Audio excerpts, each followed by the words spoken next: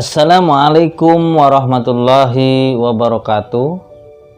Bismillah walhamdulillah wassalatu wassalamu ala rasulillah Sayyidina Muhammad ibn Abdillah, la hawla wa la quwata illa billah. Allahumma salli ala Sayyidina Muhammad wa ala ali Sayyidina Muhammad.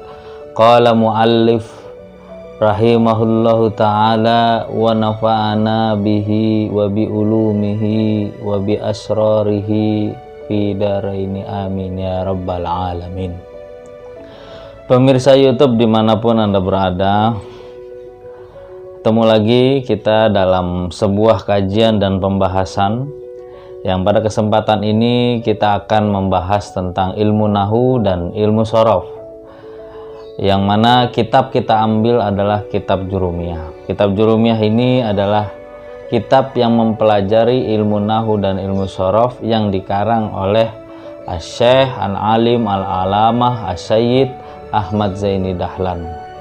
Semoga kita yang mempelajarinya mendapatkan berkah, amin ya rabbal alamin. Para pemirsa YouTube yang dimuliakan oleh Allah Subhanahu wa Ta'ala, dalam mempelajari ilmu nahu dan ilmu shorof, kita harus tahu dulu sebelum kita masuk ke dalam bab awal, yaitu kalam, bab kalam di dalam kitab Jurumiyah ini, kita siogianya secara garis besar harus mengetahui apa itu ilmu nahu dan apa itu ilmu shorof. Ilmu nahu adalah ilmu yang mempelajari bacaan, mengetahui harokat di akhir kalimat, bacaan sebuah kalimat di akhir kalimat, apakah harokatnya dhammah, apakah harokatnya fathah, apakah harokatnya kasroh, ataupun harokatnya sukun, mati. Nah, itu namanya ilmu nahu. Seperti contoh misalkan kita membaca Zaidun, Zaidan, Zaidin, maka kalimat Zaidun, kalimat Zaidan, kalimat Zaidin, lafaz Zaidun, lafaz Zaidan, lafaz Zaidin, bacaannya dari pertama sampai yang ketiga ini berbeda.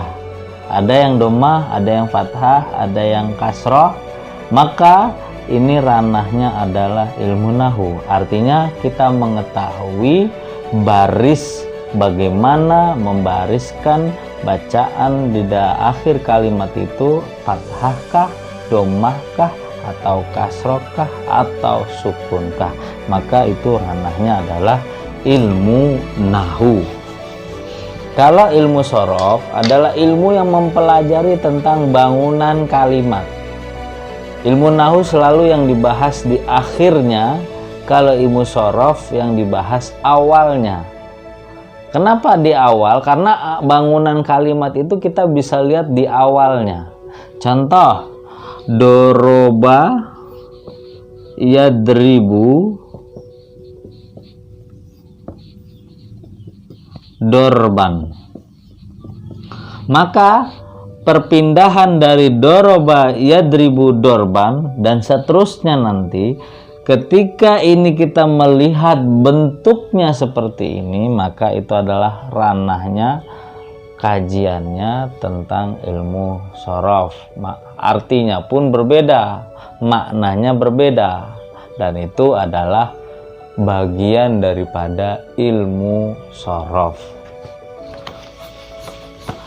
Gampangannya, nahu adalah yang dibahas di akhirnya, shorofnya adalah dibahas di awalnya, perubahan bentuk bangunan kalimat.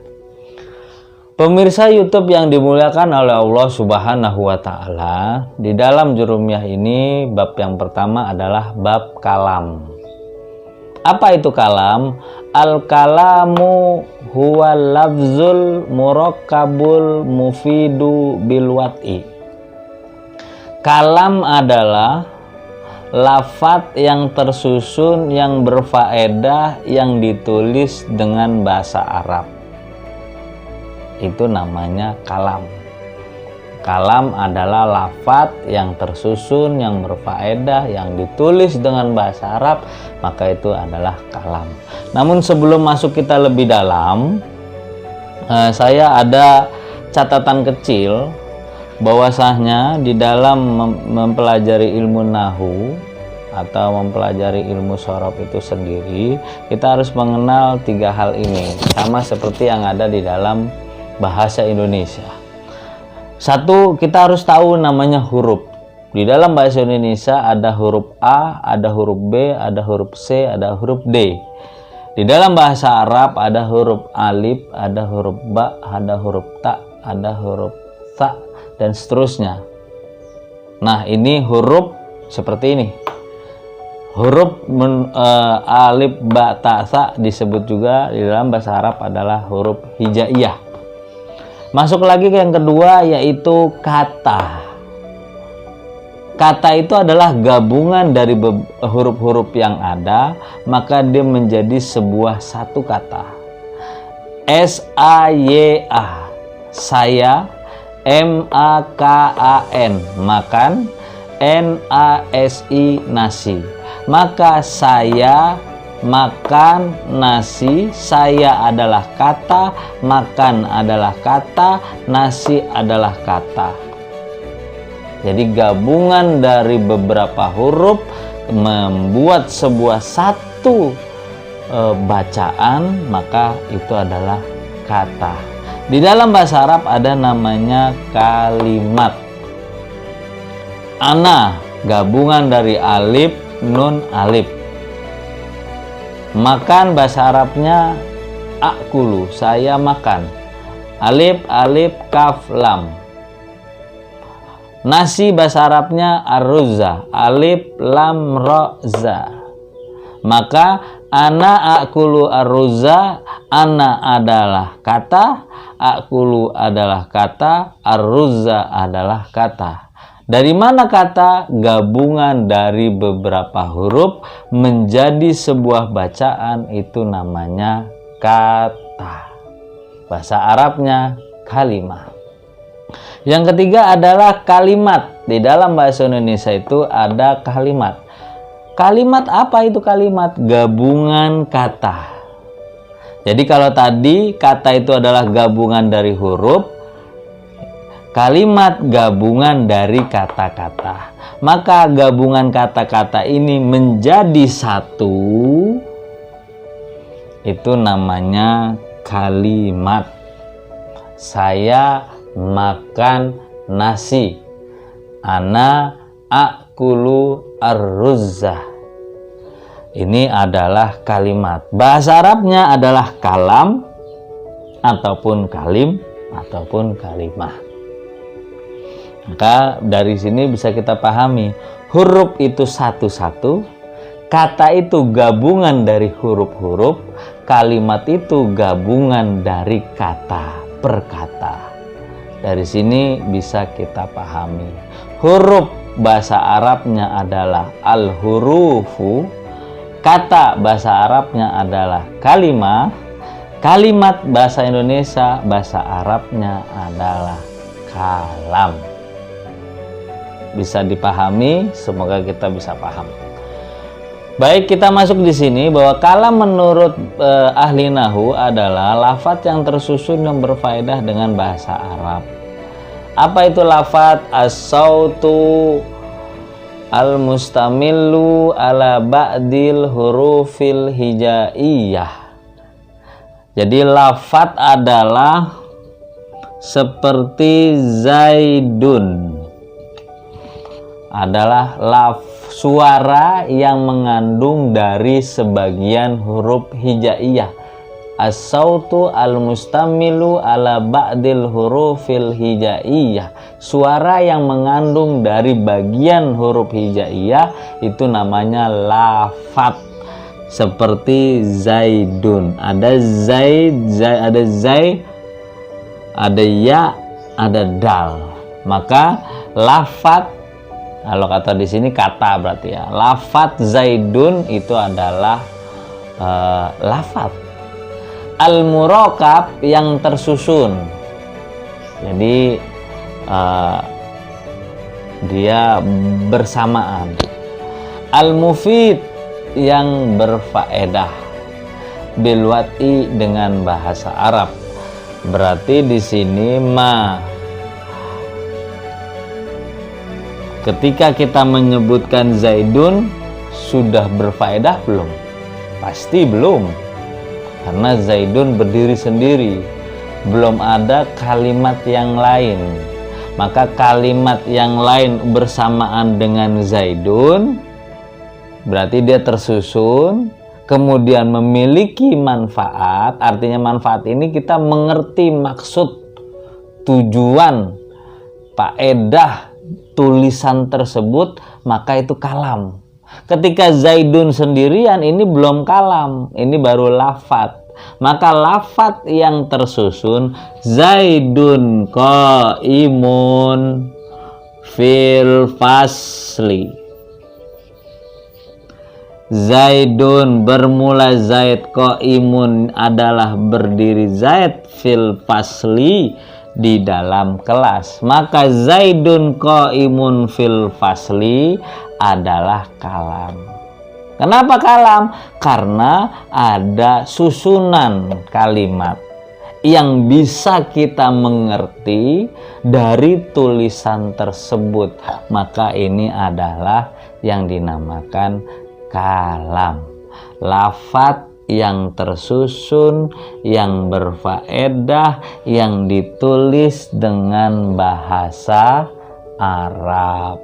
Zaidun belum kita bisa pahami, tapi ketika kita sudah tulis Zaidun qaimun, Zaid berdiri di mana? Fil fasli, di dalam kelas, maka ini adalah susunan kalimat yang sudah memiliki faedah, ditulis dengan bahasa Arab. Ini adalah namanya kalam.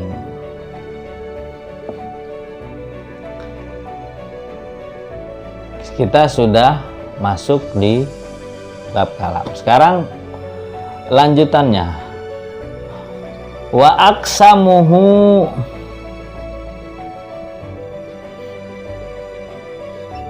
salasatun ismun wa fi'lun wa harfun ja'ali makna. Sekarang ada berapa sih bagian kalam? Wa aqsamuhu, dan bagian kalam. Salah satun, itu ada 3. Ismun, kalimat isim. Wa fi'lun, dan kalimat fi'il. Wa harfun, dan kalimat huruf. Ja'ali makna, yang mendatangkan arti. Jadi kalam, kalimat atau kalam itu dibagi menjadi 3.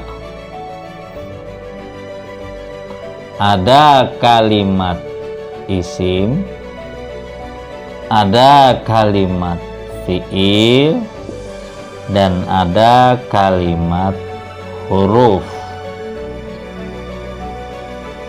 Jadi kalau dikasih pertanyaan ada berapa macam kalimat atau kalam tersebut, jawabannya ada 3.